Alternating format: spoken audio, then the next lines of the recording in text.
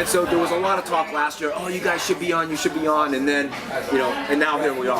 And, you know, we're of course the little fish in the big pond, but we're hoping, you know, maybe next year we're up on the pool stage and bigger crowd. No, I'm not even sure if I want to play that pool stage now. Because this was so much fun. I know, right? It's fucking awesome. It's cool. Okay, actually doing a tour, are you sort of playing old dates here and there? No, we're doing like a lot of one-offs and stuff. Basically what we do is we kind of just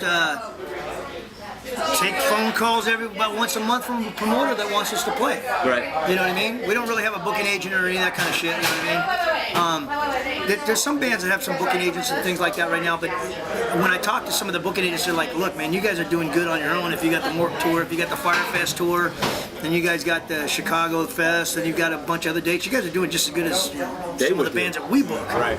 You know what I mean? So obviously the promoters are calling you guys. Yeah. And it's so unusual to find a band of 25 years old but still got the original members. Oh yeah, we're all original members. So it sounds like you. Me and this guy's been playing since high school. I honestly, dude, I just, my girlfriend and I were talking the other day, and she goes, how long have you known Derek?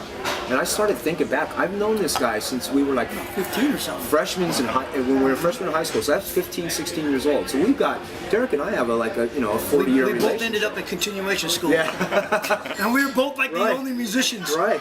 Right. So everybody else was like, you know, they were all vatos and lowriders and, you know, the gangs and shit. And we're like, well, we're the only rock and roll dudes, you know? So we better hang out together and protect each other. So we're like, well, let's start a band, man. And we started jamming together, just me and him, and, you know, it was kind of weird. And that turned out, you know, then we met Jamie, who lied to us about his age in order to get in the band. Told us by that time, we were like about 18 or 19 Yeah, him and I had been together for a few years at that point. Yeah, right? And Jamie was like 15. Lied and we're like, we need a good drummer, you know. By that time, we had a couple guitar players.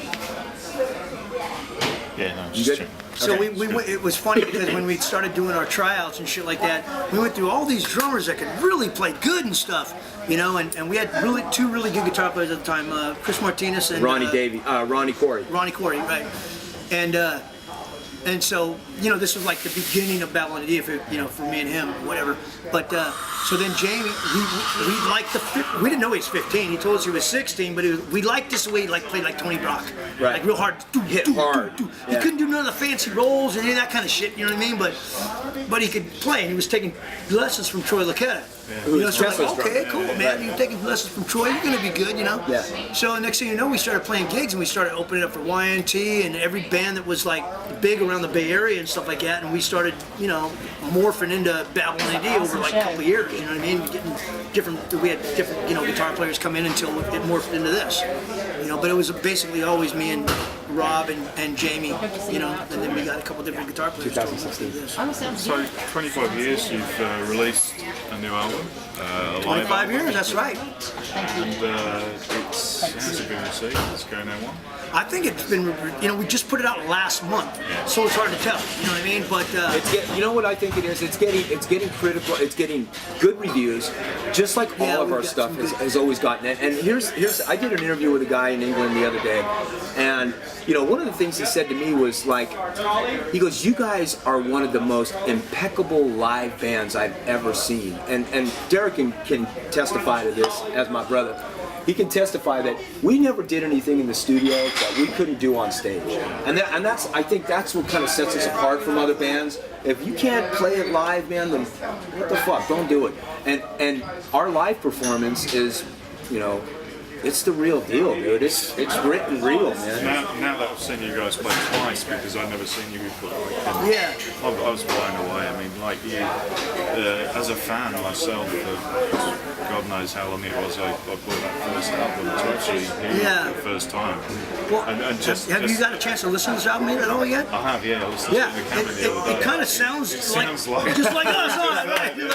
It's like it's tight, but it's loose, but it's like it's there. You know what I mean? It's like the real deal. You know what I mean? But you guys have still got all the moves as well. I was just thinking, wow, we need the stage thing. When we're on a big stage, when we played Firefest and we were in Nottingham, we played Firefest and we played, you know.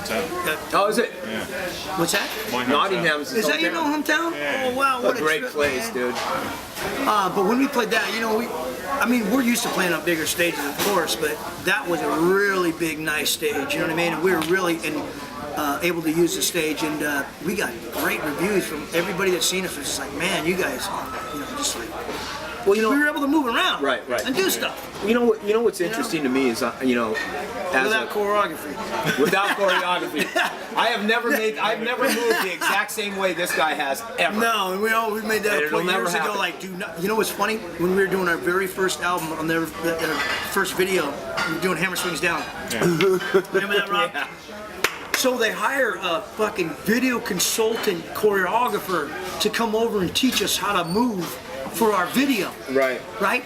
And she has us like running up and down in this auditorium back and forth, and we're like, what the fuck is going on here, man? She had us like doing deep knee bends and shit. And she goes, okay, now 3 A's. I'm listening to your song, and on this part, I think you should do this. You know what I mean? She's telling us like what to do. Everybody go like this, whatever, all this stuff. And we just said, fucking way. I don't care. The record company paid her like maybe $5 or $6 Didn't grand. we kick her out? We kicked her out. We just said no. Told her We to get the fuck "Man, out of give a here." shit. We didn't get the fuck out of here. don't Like need after that one shit. day, we were like, this is ridiculous, man. So Everyone gets the stage moves from somewhere though. Where do you guys get it from? I mean, I saw a few people. I don't know. I think I've just stolen from everybody I've ever seen. I mean, it could be any from Steven Tyler to Rod Stewart And I to don't know- John Waite to anybody. Right. You know And what I I mean? don't know- Well, James Brown even. I don't- You know yeah, what I mean, exactly. sometimes, man, I got some. Yeah, you see him doing I do some soul shit. Dude, I you got see some him doing this. I even got some splits going on. Dude, no. You see him doing this shit? He's on, man. This motherfucker's on. But no, I think a lot of it, and even musically too,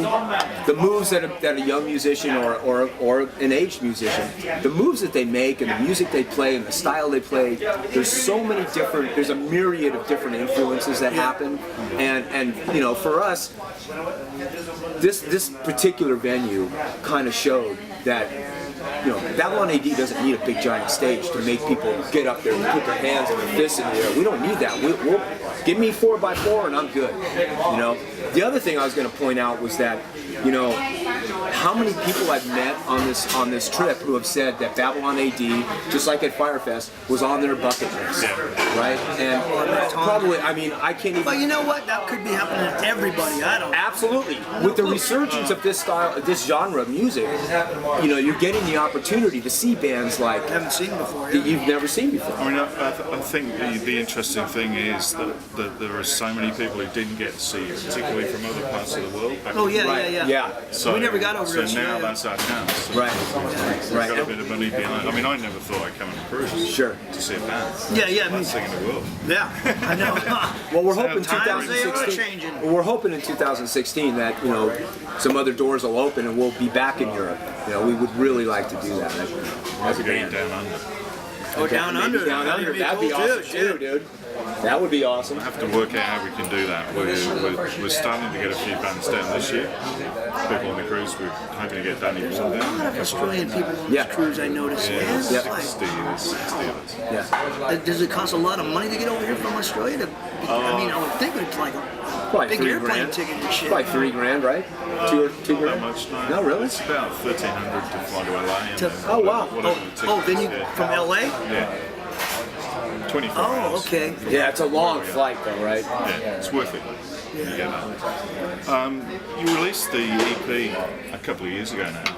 You found the tapes. About a year and a half ago. As you told everyone in the show, you found the tapes up in the attic. Yeah, that was funny. That's the truth. That was Have you got great. any more of that? No, no and yes, because I did find another tape and I put it on and I went, holy shit, this stuff sounds like shit. But it was like from 1985 when we were still like really young, you know what I mean? Because we put out, I don't know if you've ever heard Babylon AD in the beginning. Yeah, that was basically our demo tapes that got us a deal with Arista, So what happened was Clive Davis came out and seen us in San Francisco SAR, right? Mm-hmm. SIR, yep. And he sat down in a chair with the A&R guy, and he sat down and watched us. And I think we were together. I mean, like I said, him and me and Jamie have been together for 3 or 4 years now. But we just got new guitar players, and we just changed the name and all that kind of stuff. And we started getting bigger and bigger and bigger around the Bay Area. And then A&R guy started, coming out and seeing us, stuff like that.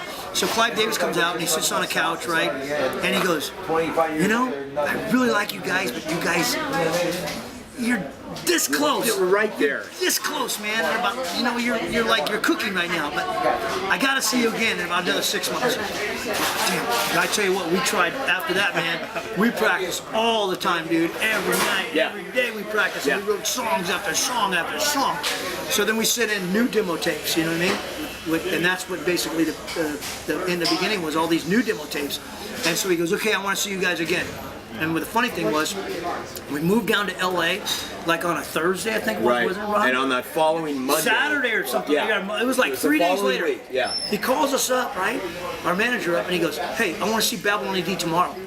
Right. And we were like, what the hell tomorrow? Not I want to see Babylon AD. I want a full-blown showcase. Yeah, I want them tomorrow. to do a showcase for them for me And for tomorrow. those who coming don't to know, LA. So where did you play? For those who So don't then know, we a got another showcase, studio right? A over- showcase is where you basically set up a full stage performance in front of five people. Yeah, right? 5 people. Five whatever. people, including I your think it crew. was him, 2 guys from New York, and Right. 2 guys from LA, and they just Exactly. sit there on the couch and they go, Right.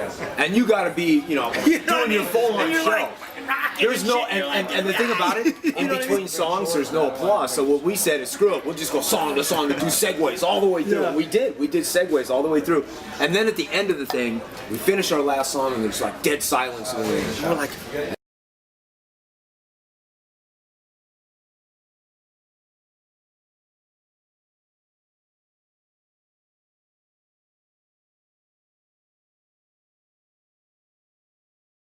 So, I mean, you've actually gone through virtually all of the questions I have for you, so that's pretty good. The next one was Arista, so I was going to ask you about them, but we've already gone through that. Well, they're defunct now, Arista, and they actually have, no, you know what they do now? There is actually, the name itself, the entity Arista is still viable. They're actually a cloud data service. Oh, really? Yeah, same logo, everything. So do you get I mean, there are a few bands on the cruise are talking about re-releasing original albums. There's a couple of bands got you know what, 25th we anniversary. have looked into looked that. into that for a while, man, but it's so legally tangled that it's like, we'd love to do that.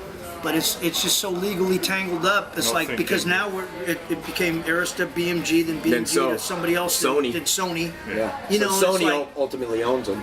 you know, they own our masters. Right. So that's why we've done, actually this is one of the reasons we did this live album with a lot of the original tunes, so that people could, you know, okay, so it's live, but still, it's us. It's kind of like a re-release for us. You know what I mean? You know, and I think, you know, there's this kind of like unwritten contractual thing that if the artist asks for it, the label would normally say, okay, well, you want your masters back, you're gonna have to pay a licensing or a fee for it.